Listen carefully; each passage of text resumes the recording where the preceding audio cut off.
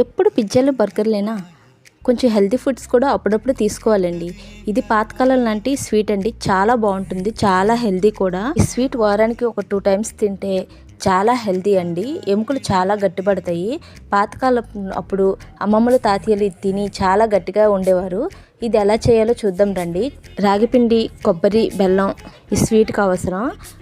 Stove పై ఒక bowl పెట్టుకొని water heat ఎక్కాక బెల్లం వేసుకోండి. బెల్లం మొత్తం కరిగిపోవాలండి. నేను నల్ల బెల్లం తీసుకున్నానండి. ఇది చాలా మంచిది.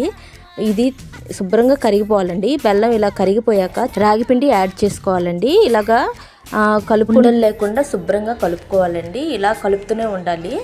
ఇలా అండి, ఇలా కలిపాక కొంచెం దగ్గర పడ్డాక కొంచెం ఘీ యాడ్ చేసుకోవాలండి. ఒక 2 టేబుల్ స్పూన్ ఘీ. ఈ స్వీట్ ఎదిగే పిల్లలకి ఇస్తే చాలా మంచిదండి.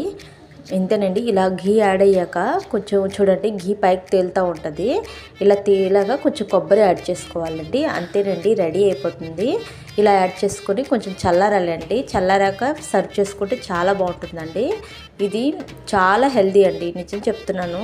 నేను డైలీ వీక్లీకి 2 టైమ్స్ తింటానండి. ప్లేట్లో ఘీ రాసి ఇలా మొత్తం దాంట్లో వేసేయాలండి. అంతేనండి. థ్యాంక్స్ అండి. నా వీడియో కనుక నచ్చితే లైక్ చేయండి. Thank you so much.